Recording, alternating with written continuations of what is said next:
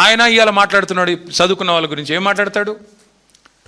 ఆయనకంట తెల్ల కాగితం మీద అంట పిల్లలకి రాయడం రాదంట. నేను అడుగుతున్నా రేవంత్ రెడ్డి గారు, నువ్వు నింపగలుగుతావా నీ ఎలక్షన్ ఫారం అఫిడవిట్?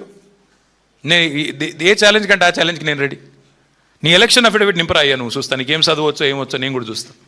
పెద్ద మాటలు మాట్లాడుతున్నాడు. జీవితంలో ఒక పోటీ పరీక్ష రాసినావా? ఒక్క పోటీ పరీక్ష ఏదన్నా కాంపిటేటివ్ ఎగ్జామ్ పొరపాటున ఎప్పుడన్నా జీవితంలో ఒక ఇంటర్వ్యూకి అటెండ్ అయినావా? ఏం తెలుసు నీకు పిల్లల గురించి? మేము కష్టపడి చదువుకున్నా. నేను కూడా జీమాట్ రాసిన, జిఆర్ఈ రాసిన, జవహర్లాల్ నెహ్రూ యూనివర్సిటీ ఎంట్రన్స్ రాసిన, ఆల్ ఇండియా ఎంట్రన్స్లో సీటు సంపాదించి పూనాలో పోయి చదువుకున్నా, అమెరికాలో పోయి చదువుకున్నా. ఎంతసేపు ఏడుపులు తప్ప వేరే వాళ్ళ మీద. ఒక్క ఇంటర్వ్యూ అటెండ్ అయిన ముఖమా నీది? ఒక్క పోటీ పరీక్ష రాసిన ముఖమా?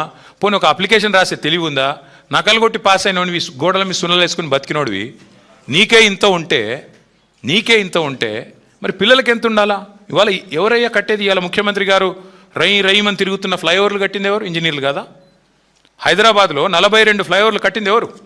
ముఖ్యమంత్రి కూర్చుంటున్న సచివాలయ భవనం కట్టింది ఎవరు? తెలంగాణ ఇంజనీర్లు కదా?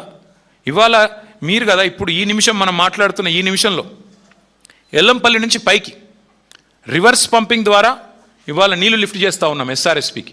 ఎవరు చేసింది అది? ఇంజనీర్లు కదా?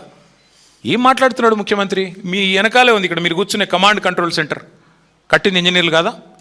అందుకే నేను అంటున్నా ఈ మూర్ఖపు మాటలు ఎన్ని కట్టిన ఇంజనీర్లకి. నాకు రేవంత్ రెడ్డి గారికి నేను చెప్పేది ఒకటే, ఈ ఇంజనీరింగ్ విద్యార్థులు కట్టడాలు తెలుసు, మీకు సమాధి కట్టడం కూడా తెలుసు. మీ పార్టీకి, మీ అంటే ఆయనకి కాదు, మళ్ళీ మీరు వేరే అనుకున్నారు, మీ పార్టీకి సమాధి కట్టడం కూడా ఆ పిల్లలే తప్పకుండా చేసి చూపెడతారు. నేను ఇవాళ గడ్డం వేణు తరపున